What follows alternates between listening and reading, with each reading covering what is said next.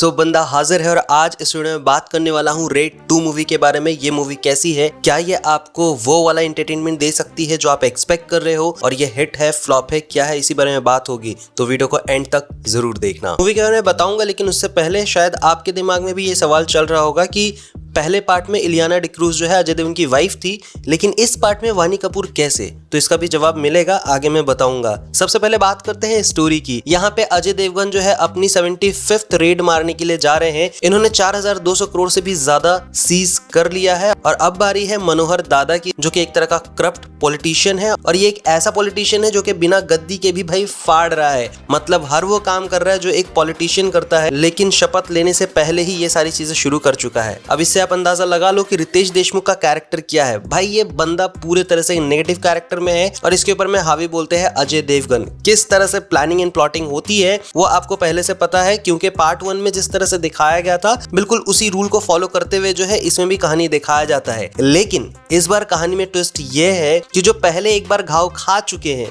हाँ वो अंकल जो इनके ताऊ जी थे वो पहले घाव खा चुके हैं और अब इनको पूरे तरह से पता है कि क्या होने वाला है। अब ये दोनों साइड का जो है नरेशन करते हुए देखे जाते हैं। जब जब आगे कुछ हो रहा होता है इनका नरेशन जो है बैकग्राउंड में चल रहा होता है, मतलब ये अपना मजे ले रहे होते हैं, कभी मनोहर दादा के लिए, कभी अमय भैया के लिए यानी अजय देवगन के लिए, और ये बता रहे होते हैं कि बेटा अब क्या होगा। अब बीच बीच में ये भी बता रहे होते हैं कि बेटा पटनायक इस बार जो है ना कोई और है, इस बार तुम बचने वाले नहीं हो, इसका पावर का अंदाजा तुम लगा नहीं सकते। यही सारी चीजें चल रही होती है। कहानी के एंड तक आपको देखने का मजा ये रहता है कि एक पावरफुल इंसान जो कि पहले वाले से भी ज्यादा पावरफुल है और एक ईमानदार ऑफिसर जो कि इंटरनल रेवेन्यू सर्विस में है, और वो बंदा जो है सीधा जाके रेड मारता है। उसके सामने में सब कुछ ब्लैक एंड व्हाइट है, या तो अच्छा या तो बुरा। आप बुरे हो तो भाई आपके ऊपर में कार्रवाई होगी। बस ये चीज को देखने का जो मजा है स्क्रीन पे वो बना रहता है, जिसको देख करके मुझे काफी मजा आ रहा होता है। अब अगर परफॉर्मेंस की बात की जाए तो भाई अजय देवगन अपना वो पंच लाइन स्लो सी आवाज में एक धमाकेदार डायलॉग और उसके ऐसे थिएटर में सीटियां बजने लग जाती है कि बेटा अब बोल अब क्या होने वाला है। उसके सामने में रितेश देशमुख जो भाई मनोहर दादा का रोल प्ले कर रहे हैं, वो भाई साहब जो अपनी ईगो को सबसे आगे रखते हैं और बहुत ही शांत तरह का कैरेक्टर है, लेकिन अंदर में उतना ही हरामपंती चल रही होती है भाई कि बेटा तू अभी जो करना है कर ले, फिर मैं देख लूंगा। बिल्कुल वही समझ लो शुक्ला जी जैसा वाला हाल है, लेकिन थोड़ा एक लेवल ऊपर है। तो भाई परफॉर्मेंस रितेश देशमुख की हो या फिर अजय देवगन की, एकदम सा जबरदस्त। अब अजय देवगन के साथ में जो कुछ टीम है जो कि IRS ऑफिसर के साथ में आते हैं, भाई पूरी की पूरी टीम आकर के सीज करने वाली होती है। उसमें से जो लेडी है वो और इसके अलावा एक दो और कैरेक्टर वो भी आपको बहुत अच्छा हंसाने का काम कर रहे होते हैं। देखो सीधा सीधा कहूं तो भाई ये लोग भी मजे दे रहे होते हैं। अब बात करते हैं स्क्रीन प्ले की। स्क्रीन प्ले में मुझे ऐसी कोई खामियां नहीं लगी। आदत सी पड़ चुकी है अजय देवगन को अब ऐसे कैरेक्टर में देखने की जहां पे उनकी एज के हिसाब से वो रोल को प्ले कर रहे हैं, प्लस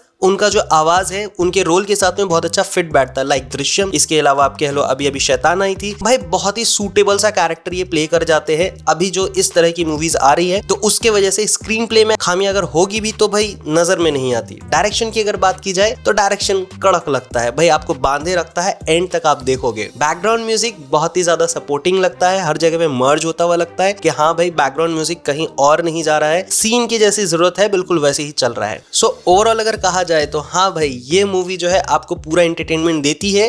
अगर आपने रेड 1 को देख करके जो है बहुत ज्यादा एंजॉय किया है, उसके फैन हो, और दृश्यम वाले अजय देवगन के फैन हो या फिर रेड वाले अजय देवगन के फैन हो, ऑब्वियसली आपको ये मूवी अच्छी लगेगी, लाइक मी। अब बात आती है भाई ये बीवी कैसे बदल गई। तो देखो इलियाना डिक्रूज जो है यहाँ पे मालिनी का रोल प्ले कर रही थी पार्ट 1 में, अभी वानी कपूर भी जो है मालिनी पटनायक ही बनकर के रोल प्ले कर रही है। अब ये जो स्विच हुआ है, ये स्विच के बीच का रीजन ये है, इंटरनल जो खबर आ रही है वो ये है कि भाई इलियाना डिक्रूज जब पार्ट 1 शूट कर रही थी उसी वक्त में उनके लाइफ में बहुत ज्यादा उथल पुथल चल रहा था, और जब इसके पार्ट 2 के बारे में बात आगे बढ़ाई जा रही थी उस वक्त में उन्होंने इस रोल को छोड़ दिया था अपने लाइफ पे फोकस करने के लिए, अपने पर्सनल लाइफ पे फोकस करने के लिए, जिसके वजह से ये रोल जो है पास आउट हो गया और सीधा आकर के वानी कपूर के हाथ में गिरा, और वानी कपूर सेम चीज को जो है आगे बढ़ा रही है। अब देखो बीवी का जो है इस कहानी में उतना ज्यादा इम्पैक्ट है नहीं, बस एक रोमांटिक एंगल है। पार्ट 1 में जो था ऑब्वियसली वो वाली बात नहीं है जहां पे इलियाना डिक्रूज की ग्लैमर की बात की जाए और और जो देसी पना था भाई उनके कैरेक्टर में, जो एक ऑफिसर, एक ईमानदार ऑफिसर की बीवी जैसी होनी चाहिए, वो फिट बैठ रही थी। ये नहीं बैठ रही है मेरे हिसाब से। जो वानी कपूर के फैन है उनको भाई बहुत ज्यादा पसंद आएगा। सो बस इतना सही रीजन है। बस यूं समझ लो जैसे सिंघम में जो है काजल अग्रवाल से करीना कपूर हो गया, बिल्कुल वैसे ही है। इसमें कोई एक्सप्लेनेशन नहीं मिलने वाला आपको यही मान के चलना पड़ेगा और यही एक्सेप्ट करना पड़ेगा कि भाई बीवी बदल गई, बस बदल गई। लाइक तारक मेहता का उल्टा चश्मा में जैसे हमेशा टप्पू बदलता हुआ आया है, अभी गोली बदल गया है। आपने अगर एक्सेप्ट कर लिया है तो इसे भी कर लो। That's it. So that was my honest reaction for this movie. What's your take? Please do comment. यहां तक वीडियो देखने के लिए तहे दिल से धन्यवाद। मिलूंगा नेक्स्ट वीडियो में, तब तक के लिए स्वस्थ रहो, मस्त रहो, जबरदस्त रहो।